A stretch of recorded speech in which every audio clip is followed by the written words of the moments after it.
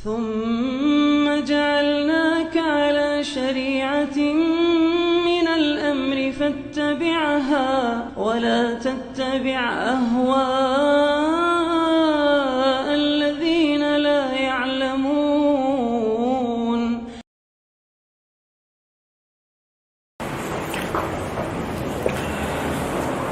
Benarkah bahwa hadis tentang keharaman musik adalah cacat?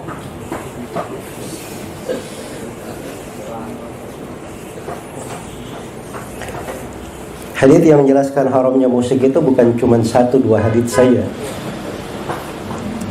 Kemudian yang menjelaskan haramnya musik itu bukan cuma hadis saja.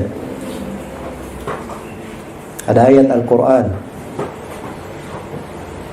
Wa minan nasi man yashtari lahwal hadith. Di antara manusia ada yang membeli lahwal hadith. Itu lahwal hadith ditafsirkan oleh Ibnu Abbas, Ibnu Mas'ud sebagai al-ghina, sebagai nada musik, alat-alat musik di sebagian penafsiran.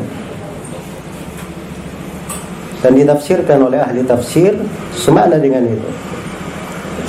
Dan dimaklumi bahwa tafsir sahabat sebagaimana yang diterangkan oleh Al-Hakim di Ulumul Hadith dan selainnya, itu posisinya seperti hadith dari Nabi sallallahu alaihi wasallam. Iya. Yaitu ayat Al-Quran yang menjelaskan tentang keharamannya. Karena itu dari kejahilan sebagian manusia untuk membolehkan musik, dia berpegang dengan pendapat sebagian ulama yang melemahkan sebagian hadis. Jadi saya katakan sebagian hadis. Iya. Dan itu pun ucapan yang melemahkannya tidak diterima oleh para ulama dari masa ke masa dan menyelisihi para ulama sebelumnya. Itu datang dari ijtihad seorang alim di Maroko sana, di Andalus, Maghrib, Al-Imam Abu Muhammad Ibn Hazm rahimahullahu ta'ala. Beliau keliru memahami hadits riwayat Al-Bukhari. Disangkanya riwayat Al-Bukhari itu terputus, padahal riwayat Al-Bukhari itu tidak terputus. Jadi di Sahih Al-Bukhari, Al-Bukhari berkata, wa qala Hisham ibnu Ammar qala haddatsana Sadaqa ibnu Khalid qala haddatsana Abdurrahman bin Yazid bin Jabir qala haddatsana Qais qala haddatsana Atiyah ibnu Qais al-Kilabi qala haddatsana Abdurrahman ibnu Ghamn al-Asy'ari qala haddatsani Abu Amir atau Abu Malik al-Asy'ari radhiyallahu anhu wallahi ma kadzabani annahu sami'a an-nabiy sallallahu alaihi wasallam yaqul la yakunanna min ummati aqwanun yastahilluna al-hirra wal harir wal khamra wal ma'azif wa la yanzilanna aqwamun ila jambi alamin yaruhu alaihim bisahatin lahum fayatihim ya'nil faqir lihajatin fayaquluna irji ilayna ghadan fayubayyituhumullahu yada'ul alam wa yamsahu akhirina kiradatan wa khanazir ila yaumil qiyamah. Itu teks haditsnya secara lengkap di Sahih Al-Bukhari. Jadi awalnya dikatakan wa qala Hisham bin Ammar. Hisham bin Ammar berkata, Imam Ibnu Hazm menganggap ini terputus. Iya. Itu keliru. Itu keliru dari Ibnu Hazm rahimahullahu taala. Sebab Hisham bin Ammar itu dari guru Al-Bukhari. Al-Bukhari berjumpa langsung dengannya, mengambil ilmu darinya. Iya. Jadi kalau seorang murid berkata, guruku berkata begini, itu apa yang dipahami? Bersambung atau tidak? Bersambung, orang memahami seperti itu. Iya. Nah itu terbukti dari riwayat-riwayat yang lain. Ya. Karena itu Abu Bakar Al-Ismaili di dalam mustakhratnya meriwayatkan hadits ini dan beliau bawakan dengan sanad yang bersambung. Dan diriwayatkan oleh imam yang lainnya juga dengan sanad yang bersambung pada Hisham bin Ammar. Ya, maka tidak ada keterputusan di situ. Tidak ada keterputusan di situ. Selain daripada itu, Ibnu Hazm rahimahullahu taala itu beliau bukan orang yang diandalkan terkait dengan cacat hadits dan mengenal nama-nama rawi. Sampai Ibnu Hazm itu beliau luput sebagian nama rawi yang tersohor. Seperti Imam Tirmidzi. Ada yang tidak kenal Imam Tirmidzi di sini? Semuanya kenal kan? Ibnu Hazm mengatakan At-Tirmidzi itu majhul, tidak dikenal. Karena buku Imam Tirmidzi belum sampai kepada beliau. Beliau jauh di Andalus. Padahal Imam Tirmidzi, Abu Isa Muhammad bin Isa bin Sawra At-Tirmidzi, tidak ada yang tidak mengenalnya dari orang-orang yang mempelajari ilmu hadits belakangan ini. Iya. Maka ini dari ucapan Ibnu Hazm rahimahullah tidak diterima. Selain daripada itu, hadits ini telah disahihkan oleh Al-Bukhari, Abu Bakar Al-Ismaili, Ibnu Hibban, Al-Hafidh Al-Iraqi, kemudian Al-Hafidh Ibnu Rajab, Ibnu Hajar, sebelumnya gurunya Ibnu Al-Mulakkin. Ya. Dan kalau dihitung nama-nama para ulama yang menguatkannya banyak sekali.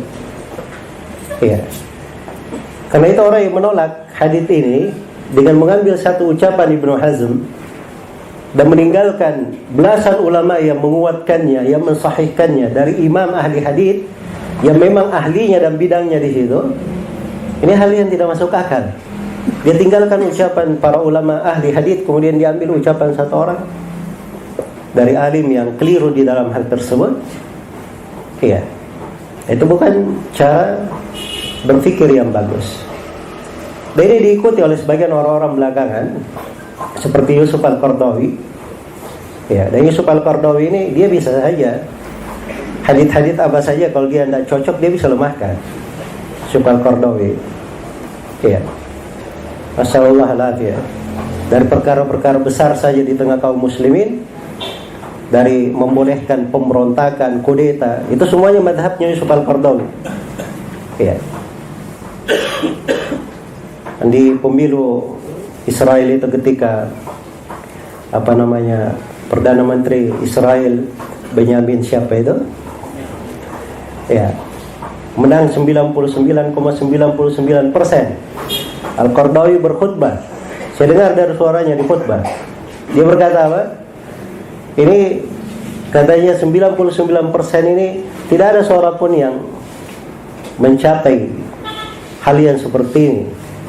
Ya. Andai kata Allah turun ke bumi lalu dipilih, Allah tidak akan mencapai suara sampai seperti itu. Naudzubillah.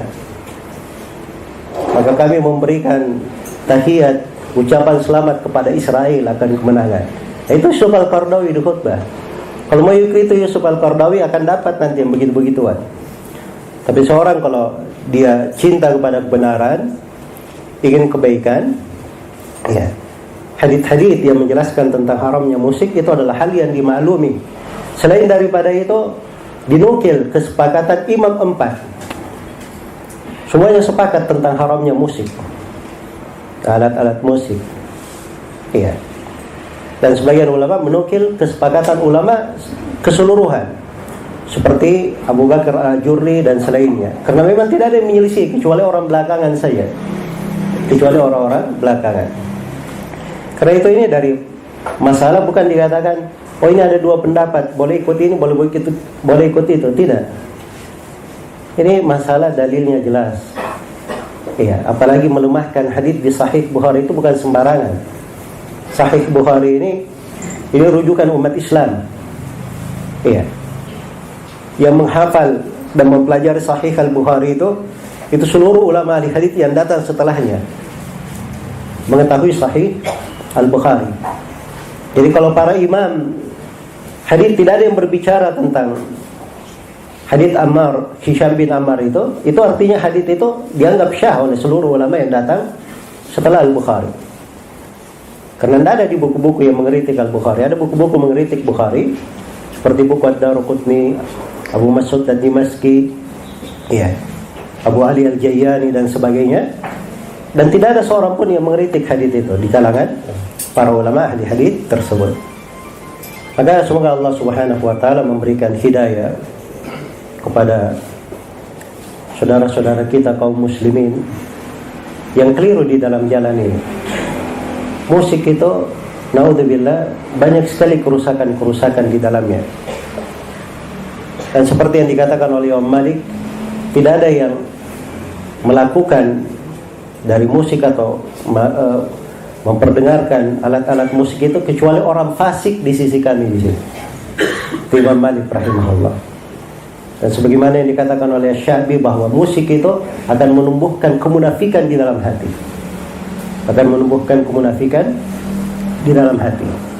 Dan lihat saja, orang-orang seperti Yusuf Al-Qaradawi yang membolehkan musik, nanti bolehkan ini, ujung-ujungnya dia akan membolehkan hal-hal yang lebih besar daripada itu.